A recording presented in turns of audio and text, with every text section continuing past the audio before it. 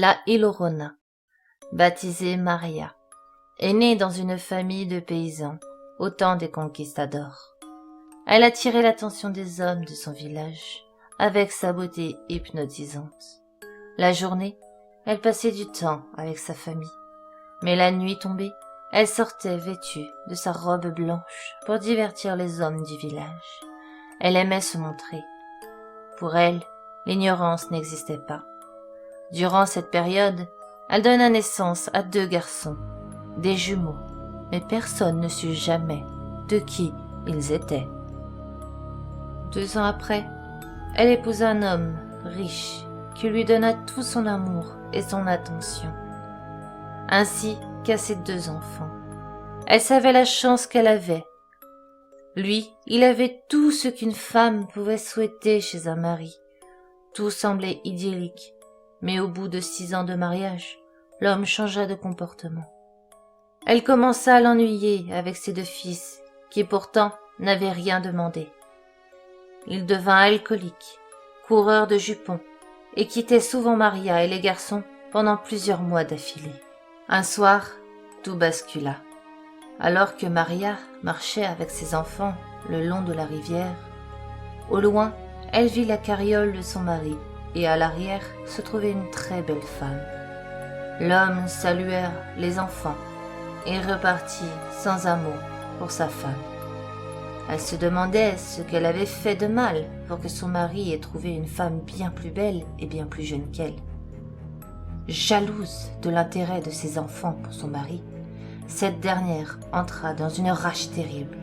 Elle attrapa ses enfants et leur mit la tête sous l'eau en les maudissant. Elle leur maintena la tête sous l'eau, jusqu'à ce que les petits corps ne bougent plus. Alors qu'ils disparaissaient dans le ruisseau, elle réalisa avec terreur ce qu'elle venait de faire. Elle courut dans les rues du village. Tout le monde la vit, mais ils ne bougèrent pas. Ils l'ignoraient totalement. Elle, qui avant était la plus belle, était la joie de tous les hommes, la voilà ignorée, comme une simple femme de ville. Elle pleurait, gémissait dans la nuit. Les jours suivant la nuit du crime, son mari chercha désespérément les petits, mais ne les retrouvera jamais. Maria, quant à elle, refusa de manger et passa ses journées à marcher le long de la rivière. Elle devenait de plus en plus maigre, laide. Sa robe blanche, qui autrefois était magnifique, était en lambeaux. Elle espérait retrouver ses chers petits. Durant des années, elle les rechercha, mais en vain. Un beau matin d'été, elle mourut seule au bord de la rivière.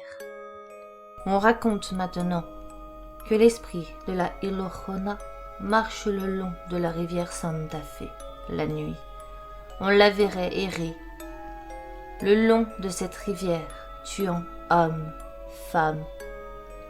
Les enfants n'y échappaient pas non plus, car ces derniers lui rappelaient ceux qu'elle avait aimés et tués pour un homme qui l'avait ignoré.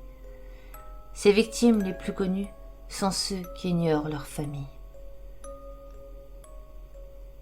Prenez soin de la vôtre, ou elle viendra vous chercher.